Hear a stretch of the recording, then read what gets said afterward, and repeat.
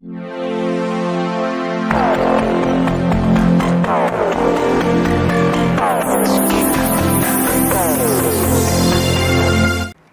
Friends, welcome to coding with Sonia. हम सीख रहे थे सी लैंग्वेज में कोडिंग करना और आज हम हमारा नेक्स्ट टॉपिक करेंगे जिसका नाम है फंक्शंस।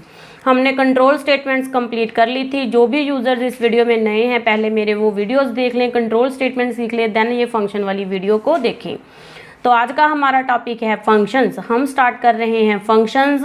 ये वीडियो आपके लिए बहुत ही इंपॉर्टेंट होने वाला है बिकॉज मैं फंक्शंस आपको बिल्कुल स्टार्टिंग से लेकर लास्ट तक बिल्कुल इजी तरीके से बताने वाली हूँ कि फंक्शंस क्या होते हैं, फंक्शंस को कैसे यूज़ करना है और फंक्शंस को यूज़ करते हुए आपको कोड को कैसे राइट करना है। तो सबसे पहले आपको पता होना चाहिए फंक्शन की डेफिनेशन क्या है। Function is a self contained block of statements. Function एक हमारे पास ब्लॉक ऑफ स्टेटमेंट्स होता है। Function is a self contained block of statements. अब आप बोलोगे कि मैम हमको तो इससे पता ही नहीं चला क्या होता है, इसका मतलब क्या है self contained block of statement. मैं आपको अभी बता रही हूँ, ध्यान से सुनिएगा। देखिए, जब हम फंक्शंस को यूज़ करते हैं तो हम फंक्शन को एक बार राइट करके रख लेते हैं। जैसे मेरे पास 10 लाइंस का कोई कोड है, मैं उस कोड को फंक्शन में राइट करके रख लूँगी, एक ब्लॉक बना लूँगी और उस ब्लॉक को जब भी मुझे ज़रूरत पड़ेगी मैं उसको यूज़ कर लूँगी। फॉर एग्जाम्पल, मैं आपको एक एग्जाम्पल के थ्रू बता रही हूँ। जैसे हमारे पास ATM मशीन है, हम ATM मशीन में जाते हैं और अपने रुपीज़ विड्रॉ करा के आ जाते हैं। जैसे मैंने 1000 रुपये विड्रॉ कराना है तो मैंने लिख दिया 1000 मशीन में और मेरे पास 1000 रुपीज़ बाहर विड्रॉ हो जाएंगे। इसी तरह से कोई और यूज़र आएगा वो 2000 करेगा, जो कोई और यूज़र आएगा वो 5000 विड्रॉ करेगा, किसी को 10,000 विड्रॉ करना है, किसी को 20,000 विड्रॉ करना है। बट क्या हर एक यूज़र के लिए कोड अलग अलग राइट किया जाता है? नहीं, उनकी मशीन की जो भी कोडिंग है उन्होंने एक फंक्शन लगा दिया। जो भी यूज़र्स पैसे विड्रॉ करते हैं वही फंक्शन कॉल होता है, सिर्फ वैल्यू चेंज होती है। तो इसी तरह से हम फंक्शन सीखेंगे। फंक्शन हमें एक फैसिलिटी प्रोवाइड करता है कोड रीयूजेबिलिटी की। मतलब हमने कोड एक बार राइट कर लिया, उस कोड को हमको रीयूज करना है, हमको अगेन एंड अगेन कोड को राइट नहीं करना है। और हम फंक्शन हमें प्रोवाइड करता है मॉड्यूलर प्रोग्रामिंग। मॉड्यूलर प्रोग्रामिंग मतलब हम प्रोग्राम को स्मॉल पार्ट्स में डिवाइड करके, छोटे छोटे पार्ट्स में प्रोग्राम को डिवाइड करके डेवलप कर सकते हैं। इसके थ्रू हमें क्या हो जाता है, डिबगिंग इजी हो जाती है। डिबगिंग मतलब प्रोग्राम में एरर को रिमूव करना। अगर हम प्रोग्राम को स्मॉल पार्ट्स में डिवाइड करके बनाएंगे तो हमें बग को रिमूव करना, हमें एरर को रिमूव करना इजी हो जाएगा बिकॉज मुझे आइडिया हो जाएगा कि मेरे प्रोग्राम के किस पार्ट में एरर आ रही है। तो इस यूज़ के लिए हम फंक्शन को यूज़ करते हैं। सबसे मेन इंपॉर्टेंट फीचर है इसकी कोड रीयूजेबिलिटी की। मतलब हम एक बार कोड को लिख लेंगे, हम उसी कोड को अगेन एंड अगेन यूज़ करेंगे। अगर आपको फिर भी नहीं पता चल रहा है कि मैं आपको क्या बता रही हूँ तो लास्ट तक मेरे साथ इस वीडियो में बने रहिए बिकॉज लास्ट तक जाते जाते मैं आपको एक प्रोग्राम डेवलप करवा दूंगी जिसके थ्रू आपको ये सभी कंसेप्ट क्लियर हो जाएंगे। जल्दी से चैनल को सब्सक्राइब कर लें, बेल आइकन प्रेस कर लें, आने वाले हर वीडियो का नोटिफिकेशन पाते रहिए।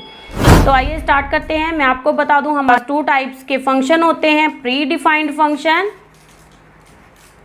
एंड नेक्स्ट हमारे पास है यूजर डिफाइंड फंक्शन।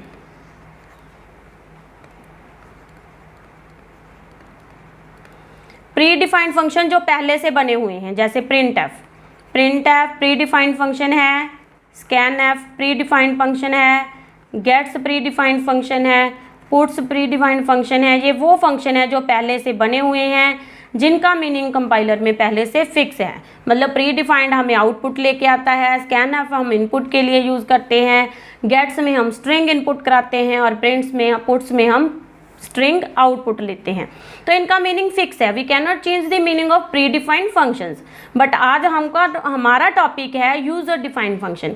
हम बात करेंगे यूजर डिफाइंड फंक्शन क्या होते हैं। देखिए, नाम से क्लियर है, user defined function that are created by user. वो फंक्शन जो यूज़र के द्वारा क्रिएट किए जाते हैं that is called user defined function. User defined function को हम खुद क्रिएट करेंगे, हम खुद डिलीट करेंगे और उनकी बॉडी को भी हम खुद राइट करेंगे। मतलब मैं खुद बनाऊंगी कि मेरे फंक्शन ने क्या वर्क करना है। मैं उसकी डेफिनेशन को चेंज भी कर सकती हूँ, बट प्री डिफाइंड की डेफिनेशन को हम चेंज नहीं कर सकते। यूज़र डिफाइंड की डेफिनेशन को हम चेंज कर सकते हैं। अब हम सीखेंगे कि हम इनको बनाना कैसे है, इनको राइट करने का मेथड क्या है। हमारे पास यूज़र डिफाइंड फंक्शन के 3 पार्ट्स होते हैं। सबसे पहले हमारे पास है फंक्शन डेफिनेशन,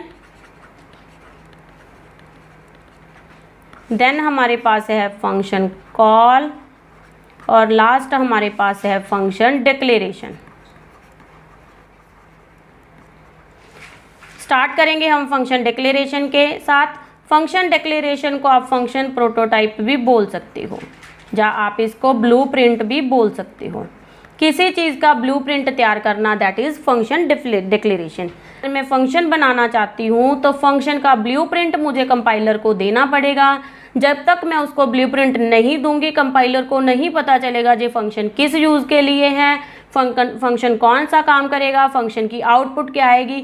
तो डिक्लेरेशन का मतलब होता है फंक्शन के बारे में सब कुछ बताना। तो डिक्लेरेशन में हम कंपाइलर को फंक्शन के बारे में सब कुछ बताएंगे। मैं आपको इसका सिंटैक्स बना रही हूँ। सबसे पहले हमारे पास होगी रिटर्न टाइप, देन फंक्शन का नेम, देन यहाँ पर हमारे पास होगी आर्ग्यूमेंट टाइप, सेमीकोलन। जैसे फंक्शन मेरा कोई भी वैल्यू रिटर्न नहीं कर रहा तो वॉइड, फंक्शन का नाम सम, जैसे 2 नंबर्स को ऐड करना है तो दोनों क्या है, इंटीजर हैं, तो यहाँ पर मैं लिखूंगी इंट कोमा इंट। अगर मेरा फंक्शन इंटीजर वैल्यू रिटर्न कर रहा है तो यहाँ पर मैं लिख दूंगी इंट, और नेक्स्ट अगर मेरे पास एक इंट एक फ्लोट है तो मैं यहाँ पर लिख दूंगी इंट कोमा फ्लोट। अगर मेरा फंक्शन फ्लोट वैल्यू रिटर्न करना है तो मैं यहाँ पर लिखूंगी फ्लोट, फंक्शन का नाम सम। अगर दोनों आर्ग्यूमेंट फ्लोट हैं तो मैं यहाँ पर लिख दूंगी फ्लोट कोमा फ्लोट। तो इस तरह से हम फंक्शन डिक्लेरेशन करते हैं। आप मेरे साथ बने रहिए, जैसे जैसे हम आगे चलेंगे तो आपको प्रोग्राम डेवलप करना भी आ जाएगा। तो अभी आपको पता चल गया फंक्शन डिक्लेरेशन। अगर आपको ये रिटर्न टाइप पता नहीं चल रही तो इसको भी हम सीखेंगे। अलग से मैं एक वीडियो बना दूंगी कि रिटर्न स्टेटमेंट क्या होती है, रिटर्न टाइप क्या होती है, उसको हम यूज़ कैसे करते हैं। नेक्स्ट पार्ट हमारा है फंक्शन कॉल का। फंक्शन कॉल का मतलब होता है फंक्शन को कॉल करना। जैसे मान लीजिए किसी का नाम है, अगर मैं उसको कॉल करूंगी तो उसके नाम से कॉल करूंगी। तो यहाँ पर फंक्शन कॉल करने के लिए फंक्शन नेम, देन यहाँ पर मेरे पास है एक्चुअल आर्ग्यूमेंट। फंक्शन कॉल में हम फंक्शन नेम यूज़ करेंगे, देन हम यूज़ करेंगे एक्चुअल आर्ग्यूमेंट्स। एक्चुअल आर्ग्यूमेंट जिनको हम एक्चुअली ज्वाइन करना चाहते हैं, जैसे मैं a प्लस बी करना चाहती हूँ तो a और b मेरे क्या हैं, एक्चुअल आर्ग्यूमेंट है। फंक्शन का नाम यहाँ पर मैंने दे दिया सम, और देन मैंने यहाँ पर पास कर दिए दोनों एक्चुअल आर्ग्यूमेंट। नेक्स्ट हमारे पास है फंक्शन डेफिनेशन। फंक्शन डेफिनेशन का मतलब होता है फंक्शन की बॉडी राइट करना। फंक्शन डेफिनेशन में हम अपना लॉजिक राइट करते हैं। तो फंक्शन डेफिनेशन का सिंटैक्स क्या है, वही रिटर्न टाइप, देन फंक्शन का नेम, देन यहाँ पर हमारे पास हैं फॉर्मल आर्ग्यूमेंट्स, और फंक्शन की हम बॉडी क्रिएट करेंगे। इस बॉडी में हम अपने प्रोग्राम को राइट करेंगे। जैसे मान लीजिए मुझे 2 नंबरों को ऐड करना है तो यहाँ पर मैं लिखूंगी c is equal to a plus B. Function definition में हम लॉजिक राइट करते हैं। जब भी हम फंक्शन कॉल करते हैं तो हमारा कंपाइलर फंक्शन डेफिनेशन पर जंप करता है और हमारे प्रोग्राम का एग्जीक्यूशन हमें करके देता है। अभी मैं आपको एक प्रोग्राम बनवा रही हूँ। प्रोग्राम बनाने के लिए सबसे पहले हम हेडर फाइल्स यूज़ करेंगे, और हेडर फाइल के नीचे हमको हमारी फंक्शन डिक्लेरेशन लगानी है। जैसे मेरा फंक्शन कुछ भी राइट नहीं कर रहा है, वॉइड, फंक्शन का नाम मैंने रख दिया हेलो, और मेरे फंक्शन में कोई आर्ग्यूमेंट नहीं है बिकॉज मुझे एक हेलो मैसेज प्रिंट करवाना है।